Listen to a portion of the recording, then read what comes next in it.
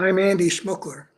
What's relevant about me to know for the purposes of this video are that I write a column, an op-ed piece every week that gets published in a couple of newspapers in the uh, very red congressional district, Virginia '06, as it was when I was the Democratic nominee for Congress in 2011 and 12.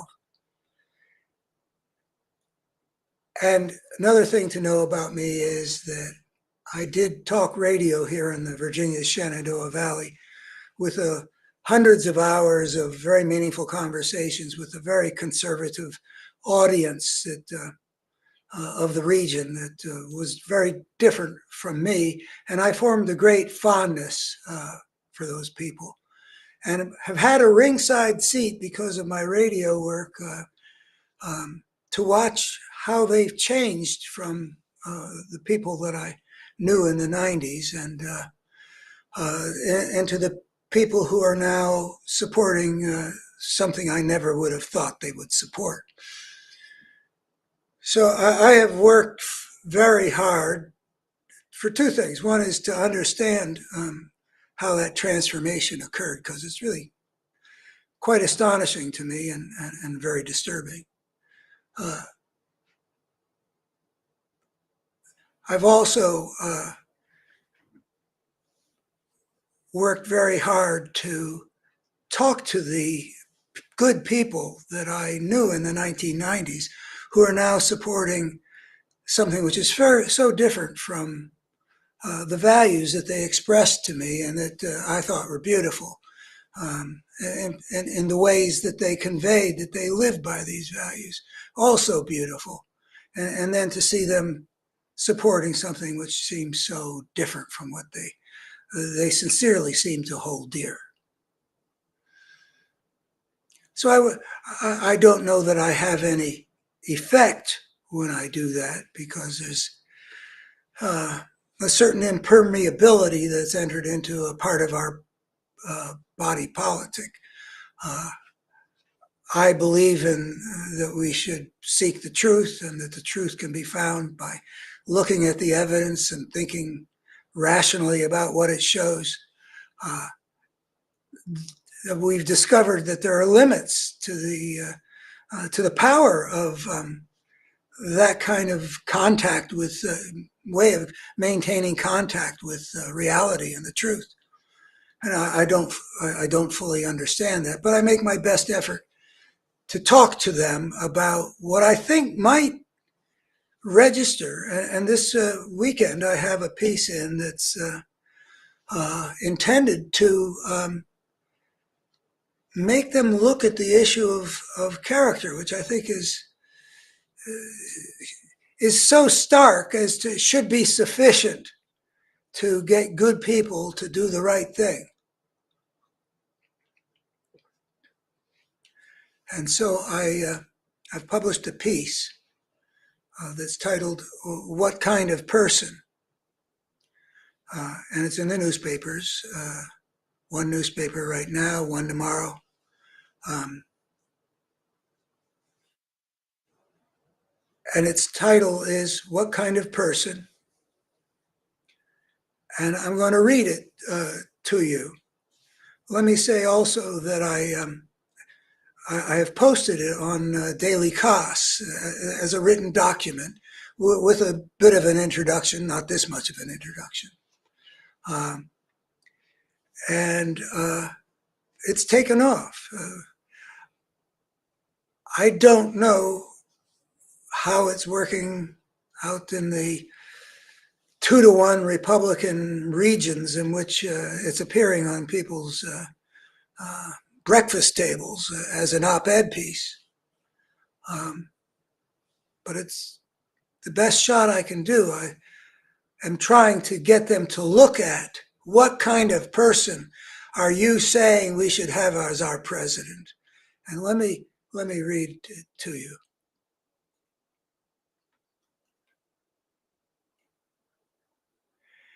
Imagine an assemblage of Republican voters from the era when Ronald Reagan was president. I don't know how many Republicans still hold Reagan in very, very high esteem, but for a number of years, the world of these people as far as I knew it, held him as, you know, belonging on Mount Rushmore practically. Imagine someone visiting from the future, presenting them with a portrait of a person who, having been president, would now be a presidential candidate again. That portrait would consist of a few concrete vignettes to show the character of the man. Concerning such vignettes, imagine these Reagan-era Republicans being asked, how suitable would such a man be to be given the powers of the American presidency? And then begins the section of the 3 vignettes. For the first vignette, these Reagan Republicans are told that a jury of average Americans determined unanimously that this presidential candidate had sexually assaulted, by some legal definitions, raped an innocent and unsuspecting woman. If those conservatives of the Reagan era were asked, would you consider voting for such a person? What do you think they'd say?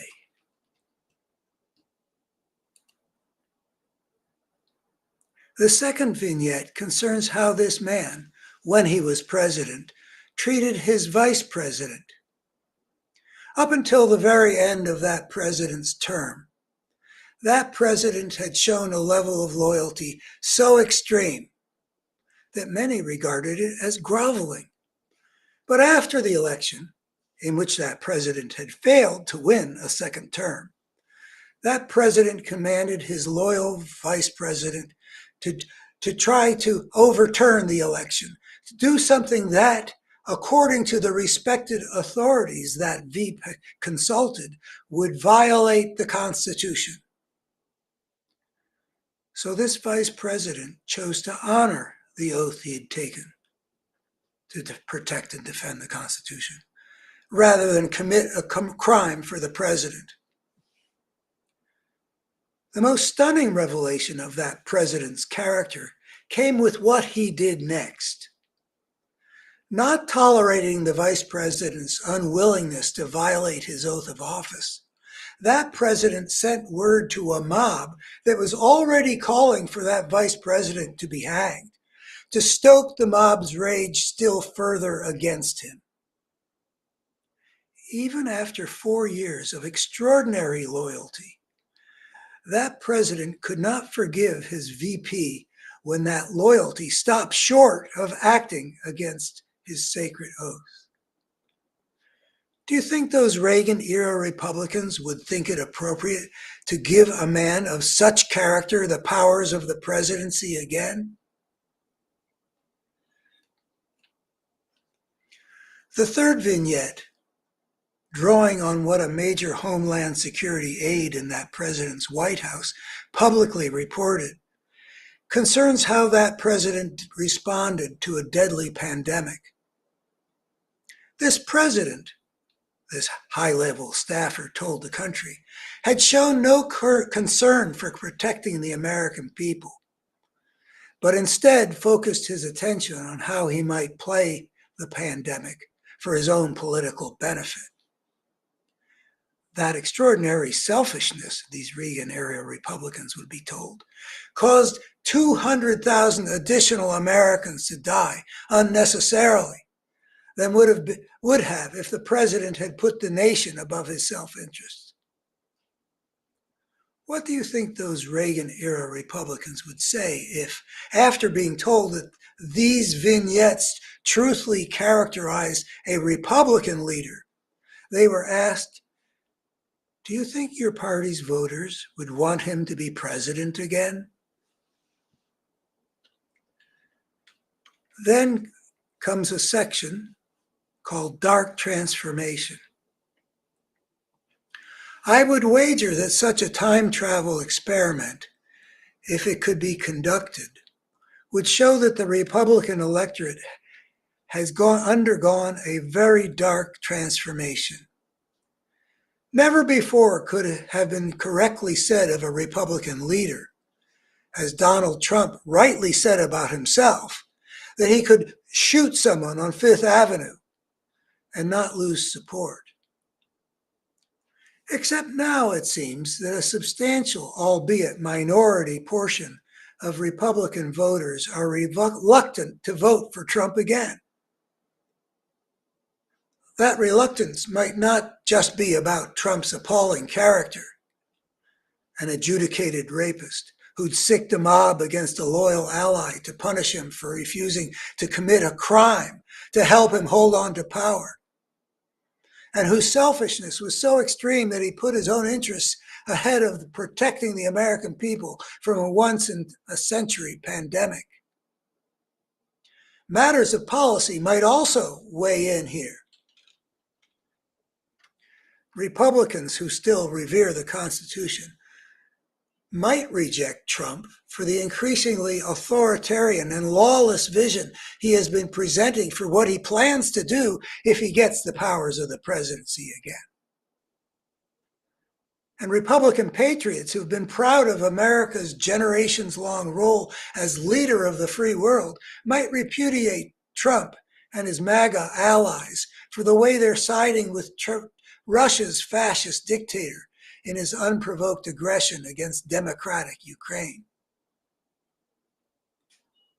Matters of policy, except rather than just character, except as a serious student of the past century would recognize, Trump's fascistic policies are deeply connected in spirit with those demonstrated defects in his character.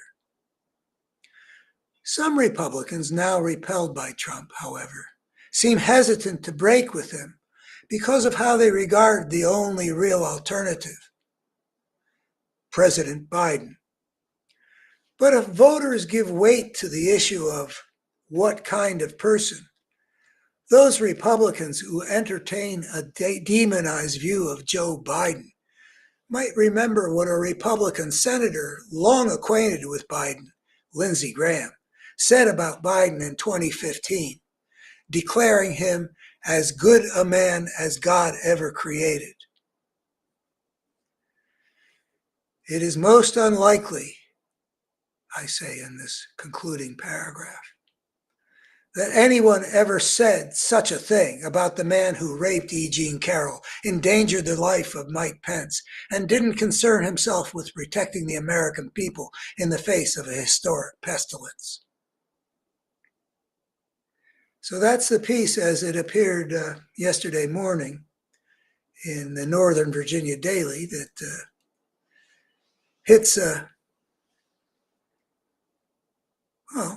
congressional district in its northern end with a fair amount of pretty Trumpy population in Warren County, Frederick County, Shenandoah County, Page County, somewhat in Rockingham County, where I live, and that votes 2-to-1 Republican in every election. When it appeared online, there's a regular, in one of the newspapers, the Northern Virginia Daily, I got a comment from a frequent rightward, moralistically Christian commenter, said this about why people were reluctant to break with Trump even if they were repelled by the character. He wrote, "That is because the same Republicans are looking beyond the morality of the candidate and looking at the good or bad they do for the country. That makes DJT, Donald John Trump, the better choice by far. It would be nice to have a good moral person as POTUS, President of the United States, but it appears that is not an option this time around." That's his comment. To which I posted this reply online beneath his comment. That sounds like a reasonable response to my what kind of person argument, i.e., when you say you're, quote, looking beyond the morality of comment and looking at the good or bad they do for the country. After all, I made an explicit point of focusing on the character of the man and leaving out anything about the good or bad they do for the country, except for that bad of Trump's selfishness, killing an excess of 200,000 Americans in the pandemic. But the problem with that reasonable sounding argument of yours, saying what matters is what they achieve with the powers of the presidency, is that I am at a loss what people have in mind when they talk about all that Trump achieved. What exactly is the good that he did? He signed a tax cut that transferred $2 trillion from average Americans to the billionaire class and the corporate system. I might add, and that incidentally at a time when the gulf between the richest and the rest was already way more than is healthy for democracy. Is there any other legislation Trump passed? He undermined America's leadership role in the world, spurning our friends and embracing the fascist dictator and war criminal in Moscow. He repeatedly talked about infrastructure, but never would agree to anything. And he disgraced us at the border by separating parents from children without any care to see that they could be reunited. I could go on. This whole idea that he somehow achieved a lot of good for the nation, which I've heard people say for the last few years, seems to me just one more instance of there being a portion of the American population that's in thrall to a whole set of falsehoods, dangerously out of contact with reality. I could go on. So I share that as my effort to talk to the base out there that's I know to be good people in some way. I mean, I knew them to be good people, and I can see that what they're supporting is demonstrably not what good people should support. So I put out this portrait. Don't know what good it does, but as far as I know, I'm the only liberal, progressive columnist who's continually addressing the people who are supporting what I'm saying is the enemy of American democracy and of all of America's basic democratic constitutional values of the rule of law. I haven't reconciled myself to that these people who are so wedded to good values when I talk to them back in the 90s can't be brought back to the better angels of their nature, so that instead of feeling the pain that I feel to see what they've become, I can feel better in my heart the way I did when I loved what I found out here in this traditional conservative Republican Christendom Confederate. There's a lot of goodness I found here, and I would love to be able to see it as wedded again to the good, to bring them back from whatever it is that brought them to this thing that's the opposite of the values they have. In the 1990s, it was the Republicans who talked about good character. Democrats and liberals seemed a little bit fast and loose with the whole issue. Some aspects of the problems with the welfare state was that there was too little consideration of the importance of cultivating good character. But here we are, and this is the character of the man that they are not going to nominate to be their choice to be president of the United States. It's a mystery how people like that would ever support a person like that. But there's the picture. I've painted for them as well as I can, hoping it will wake up something that they used to express that was so beautiful. The conservative virtues that they believed in and lived by. Well, one does what one can. And I'm really pleased that on daily costs, this has sort of sprung to the top of the standings. I've been trying to show on daily costs that we really need to be dealing with these people. They're our fellow citizens, and there are tens of millions of them, and they're not in a place where you want your fellow citizens to be. And they and their parents and their grandparents used to be in a place that was a lot healthier for the country for them to be in. And the question of how to get them back on the right side of the teeter-totter is one that needs to be addressed. And I wish I could say I know how to do it. All I can say is that I work hard to do it. And this is an example. So thank you for listening. And I don't know if I'm through for the day or if there'll be some other topic. Please follow me on this platform if you'd be willing.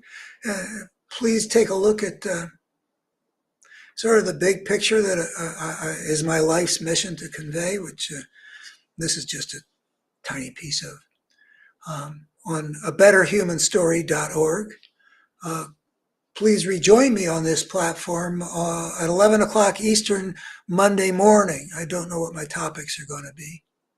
I might talk about, some of the difficulties I see on the progressive side. And I think this is a time in our history where we need to be as perfect as we can make ourselves, at least as sensible as we can make ourselves. Any kind of craziness we got, let's keep it on the sideline for now, because there's enough craziness in the system that we need to be resolutely sane. Okay, I'm out of here. Thanks for listening. Bye-bye.